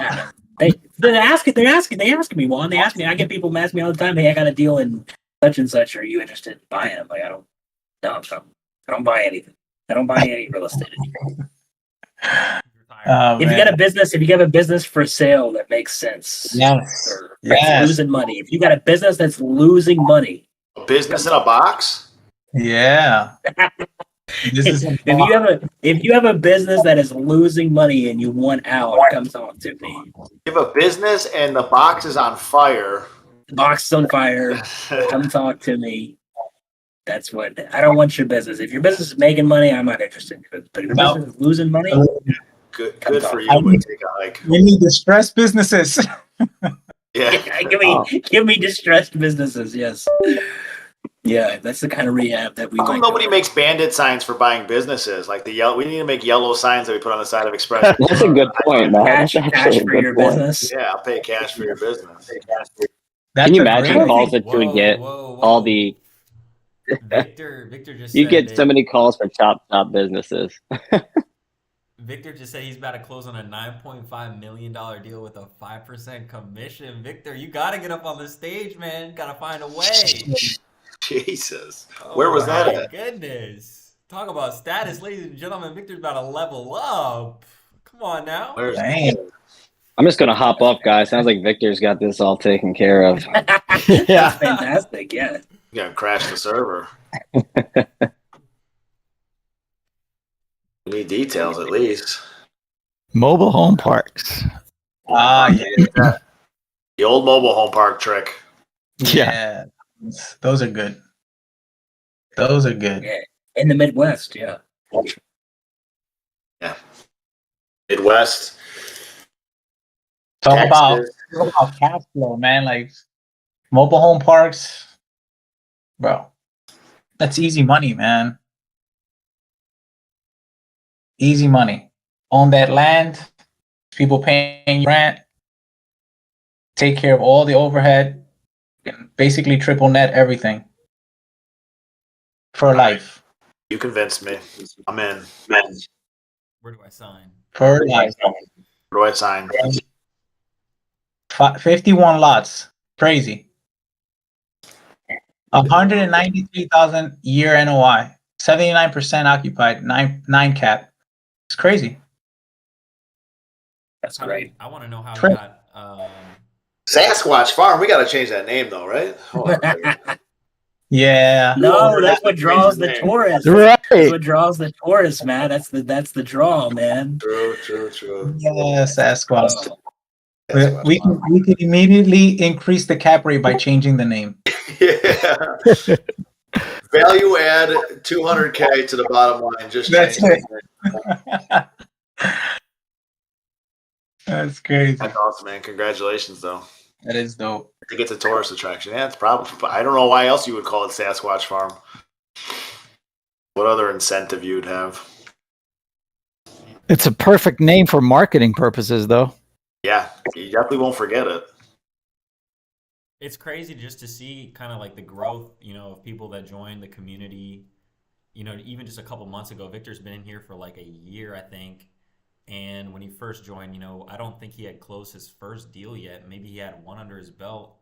Now he's about to close on a $9.5 million deal. I mean, it's crazy when you get around the right. That's the power of being a realtor too. I mean, that's the power of having your real estate license on top of wholesaling and learning how to market. Because I tell everybody the power of wholesaling is really the ability to learn how to market the product. You're gonna if you're a real estate agent and you're not getting into the wholesaling industry, you're leaving so much knowledge, money on the table. There's so much you're leaving on the table and not getting into this business. Wouldn't you agree, Bob? Matt? Yeah. Yeah. And just I hate even like I know there's probably agents in here that love being an agent, but I just hated being an agent. Like once you start rolling on your own stuff, buying your own properties, building your own portfolio, you're wholesaling your own properties, you're doing all of these things, and then you gotta answer your phone for other people, and you're driving other people around on showings on the weekend, rain, snow, sleet, bad weather, showing them 15 properties just for them to change their mind and say they went with somebody else or that they're gonna wait till next year or whatever the case is. It's just unnecessary pain to go through. So absolutely, like what's the point of getting your license, understanding real estate to the capacity you do, and having this insight that other people don't, the general public don't have, and you're just using it to in that capacity to serve people by opening doors and writing up contracts in that sense, where it's like take that same knowledge, that same energy, and put it into yourself in your own business. Still sticking to real estate, still sticking to what you know. And I guarantee you'll make 3x the time, amount of money that you can make. Yeah, I agree with that a ton, just because I've missed out on so many opportunities. Number one, for not having the real estate license. I think in the 9 years, I could have crushed both sides of the business. Doing the retail side and having that status of having my license draws people to you just organically, because the first thing people think about when selling a house is I'm gonna call a real estate agent, right? And so you have both sides where you can play like the fiduciary duty of, okay, well, this asset qualifies for a listing, but no, you know what, or this asset doesn't qualify for that, and I can help you in XYZ capacity. You would have gotten a much better opportunity doing that than just being a wholesaler, in my opinion. But you also have to tread lightly also with it. But I agree that a lot of real estate agents, they don't, unfortunately, they're just sticking to the whole traditional route of things, and then they get stuck there when they could be helping people do so much more. So on both sides, right? So if you're a wholesaler and you don't have your license, I would probably recommend you do that, because that could be an additional income stream. And then if you are a realtor, you should definitely learn the investment side and build a business that is, could be residual with, buying investment properties and so on and so forth. So I think for both sides of the group, it's an ideal thing to do. Yeah, I mean, I get agent friends of mine all the time reaching out to me after, they're seeing what I'm doing on my side, and they're like, hey man, how can I get involved, or how can I be doing what you're doing, or how can I can I bring you buyers to your deals? Can I? And I'm like, yes, at So that part. glad. I'm actually making a Yeah. course. You need to buy. On that part, yeah, like you can bring me buyers for sure. But in terms of like, jump. I've never looked at what they're doing and be like, hey man, I love what you're doing on the agent side. I love the idea of taking other people around and showing them properties and doing it like it's the water's warm over here. Like jump in on this side. It's a lot more fun working for yourself and using that knowledge and those skills to build it for yourself. And again, like the amount of time I wasted doing showings and doing those things when I could have been working on my own business, it's stressful at times. So again, I know there's definitely ways to do it together though. I just had to remove myself from it though. We got Mr. Midwest. How many calls do you get, Matt, as an agent? Hey, are you still an agent? Yeah, I get that a lot. Yeah, I get that a lot. It's crazy. I get that. I have like past clients, especially like this last year, that have been calling me they're like, hey, I'm back in the market. And it's just that like, So I try to handle as much of it as I can on the front end, and then I like refer it out to somebody in my office so they can There you go. do showings and things like that. So I'm still being compensated, but it's not taking any time out of me. And then I just handle that front facing conversation of being like, hey, I want you to get the most attention possible and then the attention that you deserve on this. So I'm going to have any other questions that you need. I will be here for you, but I just physically can't be the one driving you around to go see 10 multifamilies right now. When it comes to running the numbers, underwriting it, knowing if it's a good deal, bring it to me. But on the actual, just like opening the doors and going in there, yeah, that can't be me. But happy to help in every other capacity of the deal. But that is the hardest part. Are you still?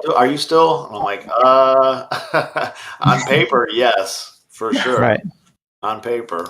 I just don't drive. That's all. Yeah, just don't. Yeah, the car's not leaving the garage, but every other thing I can do for you, I can tell you that. Damn, that Tesla always out of battery, man. I'm always. I need an oil change. And you need one last month? Yeah, again.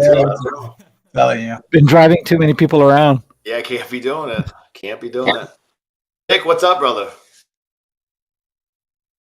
Hey, what's up, guys? I'm finally up. Thank God.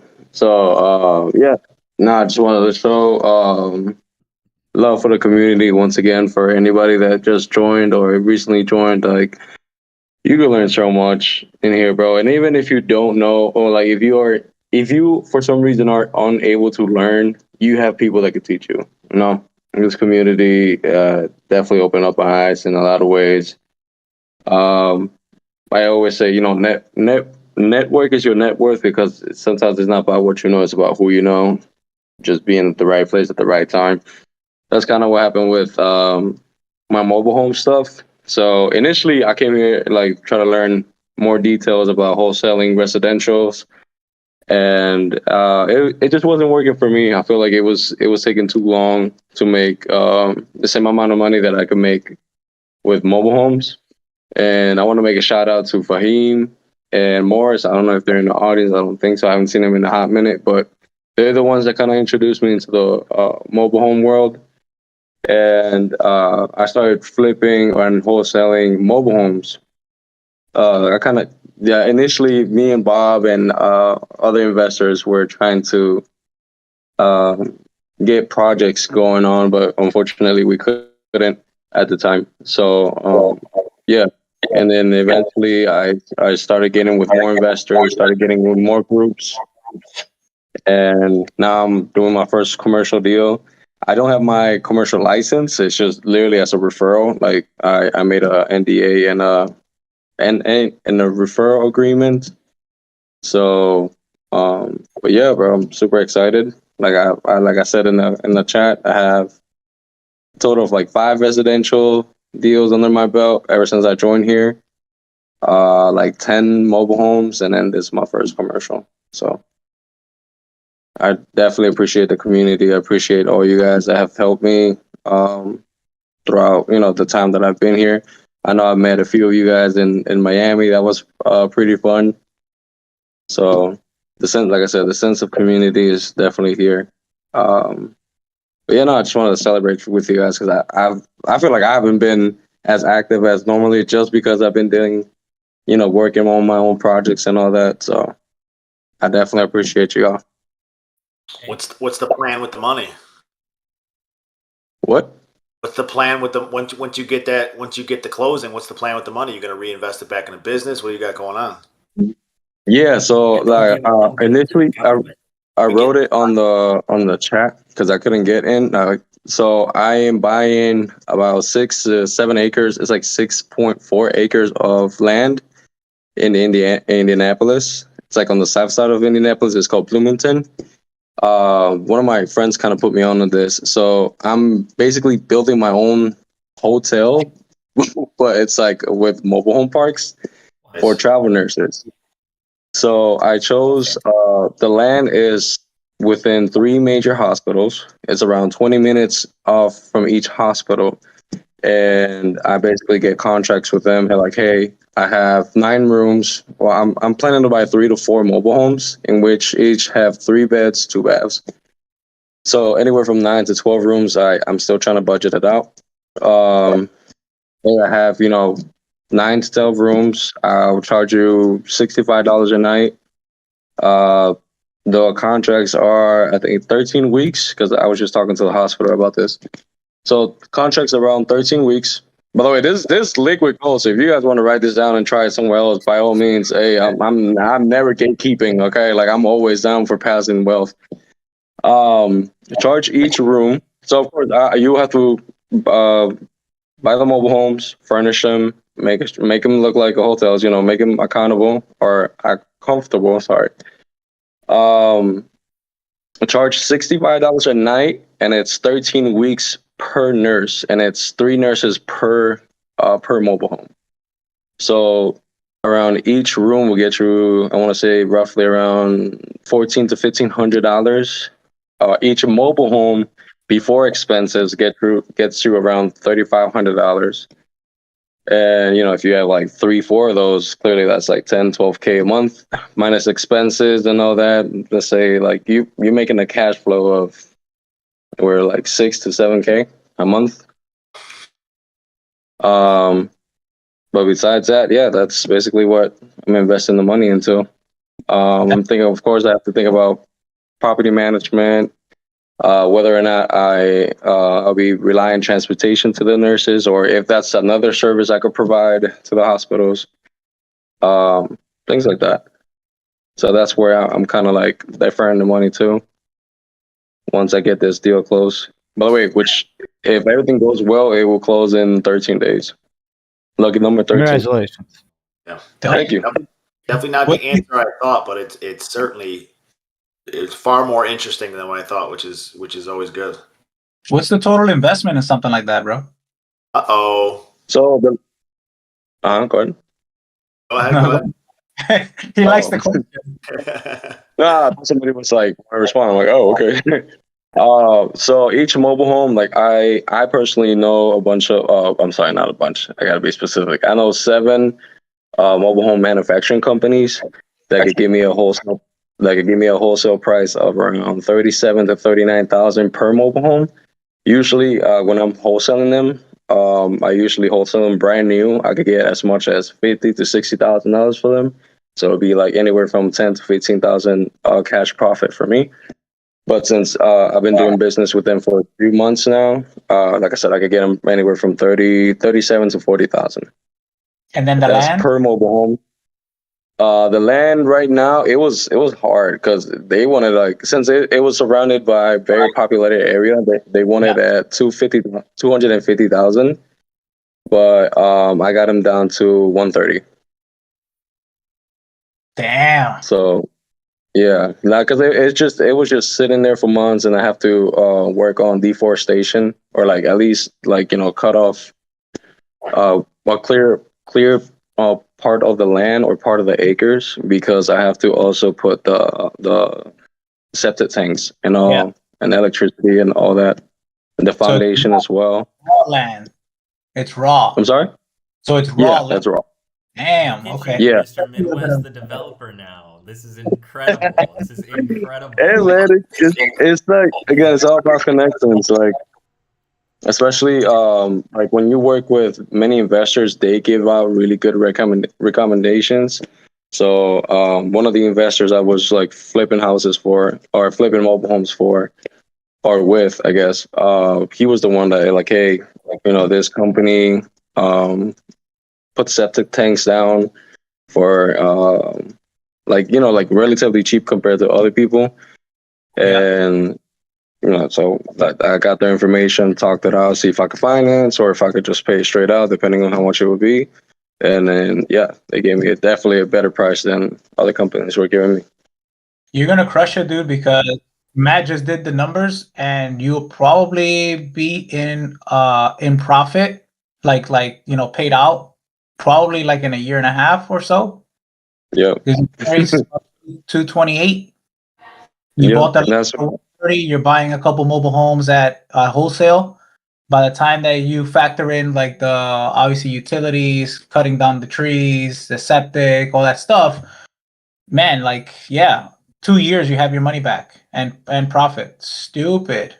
Yeah, I mean that's exactly. So those numbers are only based off a 13-week contract too. So I mean, even if you did that twice, there's 4 13-week contracts in a year. So even if you did 2 out of the 4 total and you sat vacant for 50%, you're still over $400K. Yeah. So that's what I figured about. Like, I figured about 3.5 years just for furnishing the mobile homes, landscaping, like every cosmetics. That was gonna take around, I want to say it was like 95,000 to 90. I predicted 95 to 105,000. So yeah, like it will pay itself out within 3.5 years, according to what I got down.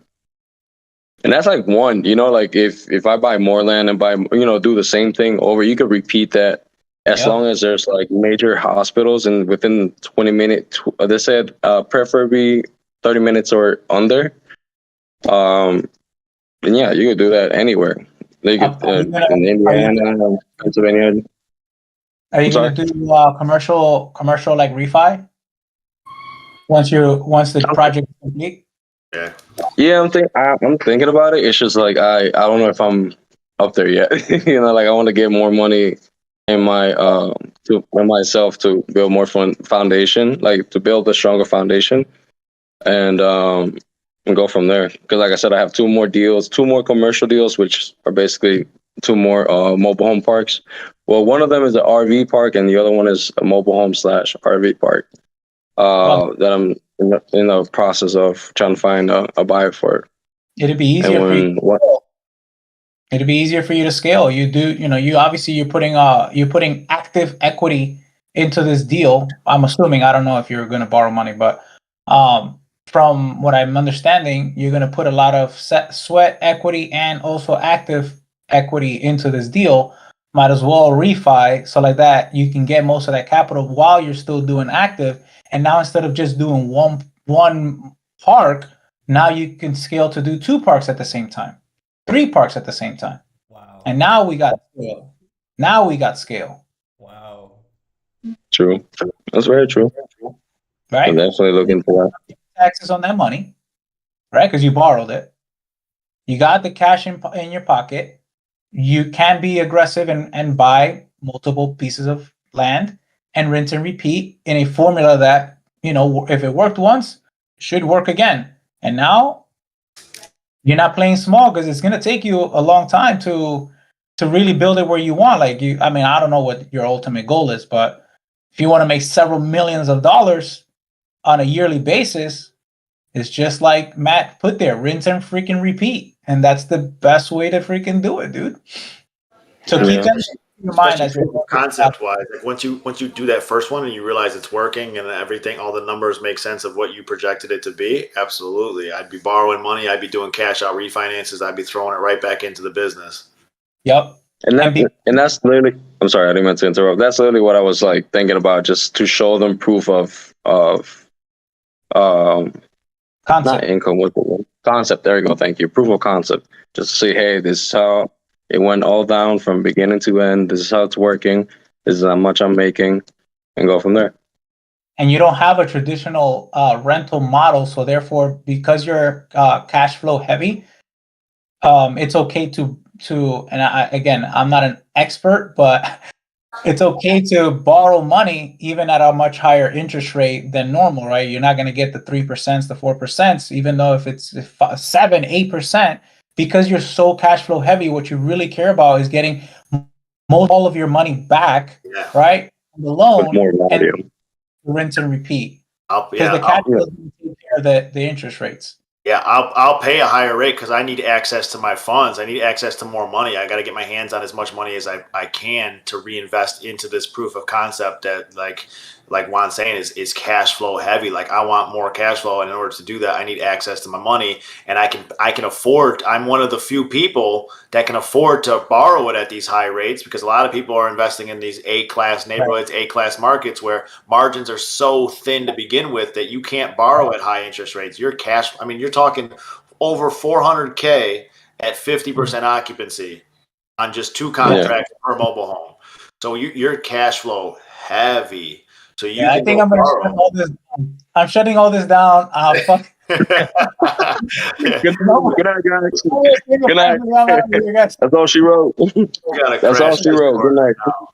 I think if you can develop a good proof of concept, a good business model, I don't even see you needing really even to having to go to the banks and deal with that nonsense. You promote this enough to the right people, you're going to have private money throwing themselves at you wanting to get in on this, and they'll probably give you more preferred terms possibly than having to go to the bank and that's still getting you money back out into your pockets to go on to the next thing. Because they're like, hey, I'll give you your money back out of this first one because I want in on the next 2 or 3 that you're doing. I want in on this concept. So I think the biggest struggle that you'll probably see is not getting money. I think that part will be easy. It's going to be finding land in the same proximity. Because most places that are that close to hospitals are going to be developed residential commercial areas that aren't going to have like undeveloped land for you to come purchase. So I feel like the biggest struggle you're going to run into is not finding lenders. It's going to be being able to continue to grow and scale this without having to get farther and farther away from those hospitals, because it'll just be more and more difficult to find land that close to hospitals. Yeah. No, yeah, and that's hospitals, man. That's what he's gonna have to start doing. Yeah, right. Start making hospitals. Yeah, no, that's literally what the struggle has been for the last result. The end result is the hospital, so build a goddamn hospital and then build the community. You just gotta build. Just like Andrew, he's got his whole empire around it and build our own community. Yeah. Infrastructure. Just give us the path.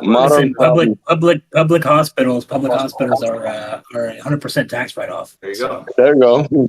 So all your income, because you're technically a non-profit organization, so this is why all the big players all own equity of hospitals. So this is why Goldman Sachs is on the board of Atlanta General, and you have a lot of other big players that own gigantic pieces of equity in other general hospitals and things like that. Because if you get a contract basically with the city or the state to build a memorial or general hospital or a public hospital service area, basically like they'll fund. So like they'll fund the whole entire project essentially. So they'll make sure that like you're getting funding for the whole entire hospital.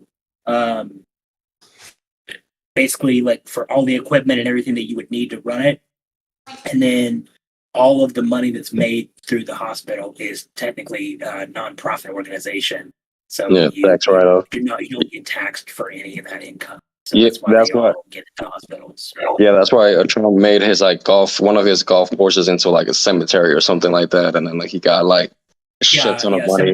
Cemeteries are also 100% tax write-off. Yeah, I remember seeing that shit. It's a very corrupt business. The hospital, the medical business is a very corrupt business. Well, if you own an actual hospital, if you get in the medical side of the business that I'm on, it's like we can't catch a break, but like. We get taxed for everything they could come. They make things up to tax us with. But like, if you're making people more sick consistently, though, no, you don't have to pay anything. You guys are good. You guys, what do you guys need? You guys need more drugs? Need more machines? You need anything? Or like, actually, we need a lot of stuff. They're like, get the fuck off the thing. Get off the mic. Quit calling us. The wrong side of the business, my man. I'm on the wrong side of the business. No. So the grass is not green on that side.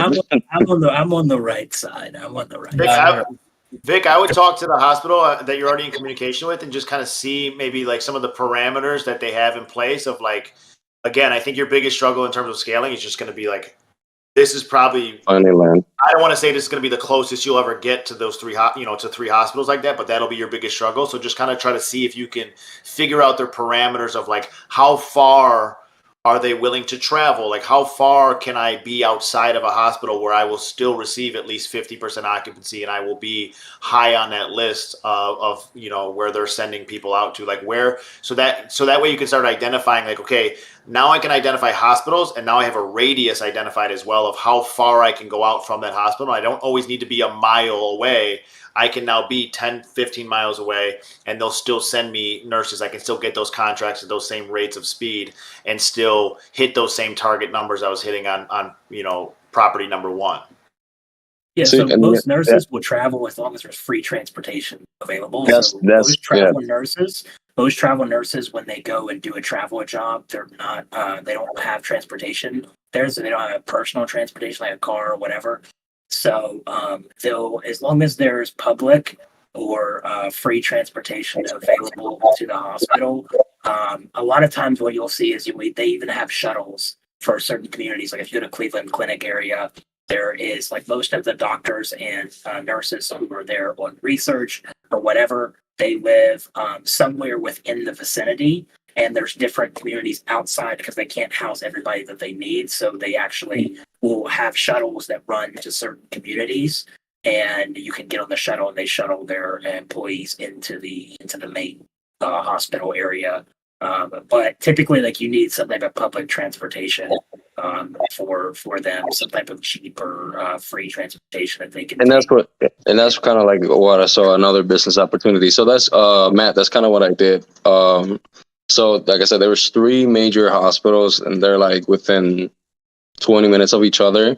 So the piece of land that I found was there's more around it, more lands, like raw land, but they were asking like $250,000, $300,000 for and it would be like 5 acres for $300,000. So with this one, I just got lucky because I was inquiring about it for a minute now, and then the person basically said, hey, if it doesn't sell within the next 30 days, we can renegotiate on the price. And that's really what happened. So like 30 days passed by, and then I'm like, okay, what's your lowest that you can go?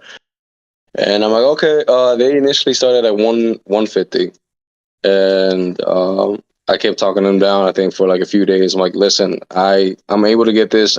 I showed them my deal, like my escrow for the commercial, and said, if everything is fine within the 10 days, I could give you cash right now. I don't have to finance. I don't have to do anything. And they're like, okay, well, we'll do 130. And that's for 6.4 acres, in which I could do 2 single wide mobile homes per acre. And it will be 1 septic tank for 2 mobile homes. Start putting them on top of each other. Start building little skyscrapers. Yeah, right. Just like hotels. Make them into hotels and shit. You can do it with the containers instead of the mobile homes, because you can build up with the containers. Can't build up with the mobile homes. That's true.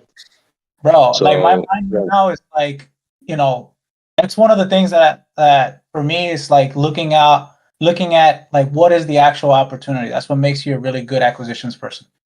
Is how do you maximize that opportunity? If you want to start with mobile homes, I think your first project, proof of concept, do the whole thing. But I think that on the next projects, as you're getting more and more money back, you got to start thinking a little bit larger, right? Not like, well, I'm going to do the same exact formula and do 3 mobile homes per acre, because you could essentially probably build a small building, maybe 10 units instead of 3 mobile homes. You want to do stackable containers, you can do that too. You know what I mean? Like, and then you have on just one piece of property where the double wide would go. Well, now you have 2 of them because you can stack them up. Have some stairways, and it goes into that, right? Later on, you want to cash out refi because they're going to still look at the property the same exact way with your cash flow, the whole thing. Now, instead of building containers, you're building, 10 units at a time. Then we go into obviously 100 units as you're doing that because you're getting the money back, right? You're borrowing commercial loans, your private money, whatever it is. Now you can afford to the guy is asking 300,000 for 5 acres.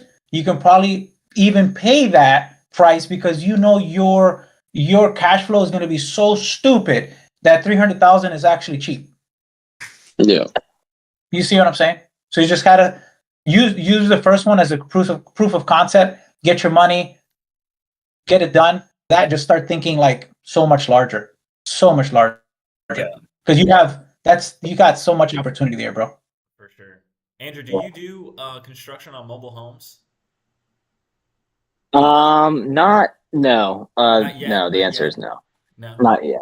Yeah, not yet. It's something that we've looked into, but yeah, just not at this point. I don't know. Maybe there's Yeah, I an mean, opportunity I here. think it's one of those things where you just check the zoning on the land of whether it's this one and the future ones as well. And what is the maximum allowable? Like, how can I maximize the output of this land in that respect? So, does it allow for 2-level properties? How can I fully maximize this to the best of my ability and still produce a top-notch product as well? Obviously, you don't want to, cut corners and start doing things and that. You want that first one, of course, to be the best proof of concept and always to do it the right way. But yeah, what can I do to absolutely maximize the output of what I'm putting in and what I'm getting back out? Yep. And I would definitely say as well, hire or find a good engineer firm.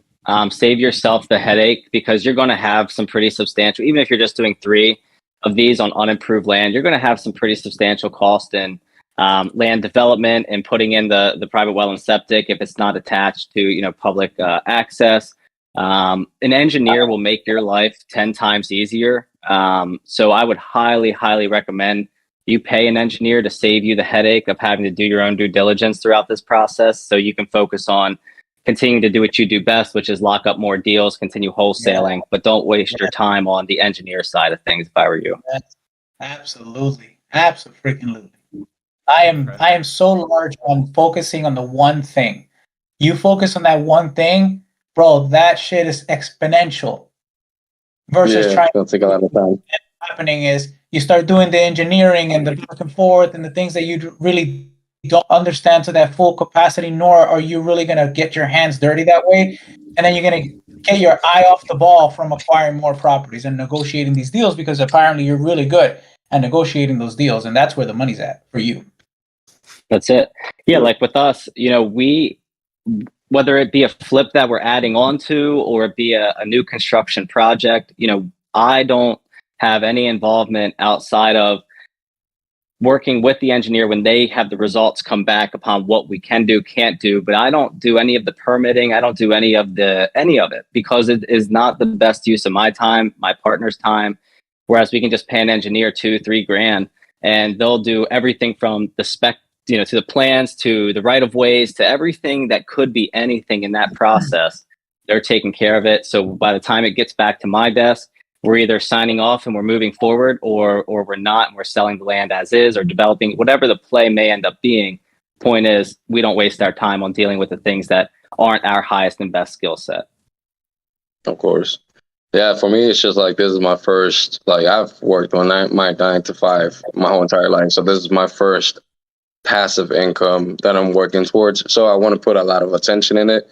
But like you guys said, definitely not my full attention or effort into it when I can be continuing to do other things such as more commercial deals and other projects as well. Well, huge congratulations. Yeah, you got to focus on the things that you're really good at. One more time? That's what you're doing. I said you got to focus on things that you're really good at. Really got to focus all your energy on that. Really build it out. That one thing that you realize that you have potential in, and really put a lot of effort into building that out.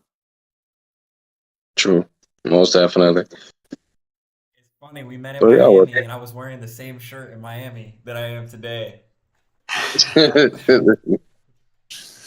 Buttoned all the way up to the top, just a little bit bigger, just a little bit bigger in the arms. It's good, yeah. He's a little swole now, so he had to wear extra large. Man, I'm starting to put on, Dan. Don't those- play with me. put those I know what he did. mass destruction away, dude. I got He weapons won. now.